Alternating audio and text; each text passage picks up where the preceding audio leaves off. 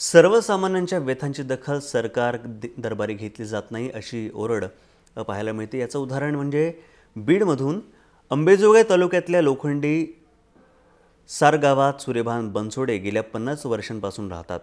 त्यांच्या घरापाशी येणाऱ्या चारही रस्त्यांची अडवणूक करण्यात आली आहे।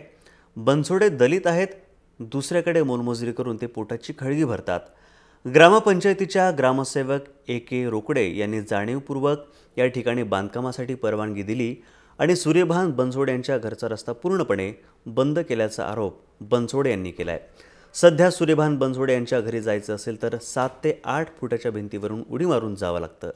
रस्त्याची मागणी अनेकदा करूनही दखल घेतली जात नाही अशी बनसोडे यांची तक्रार आहे।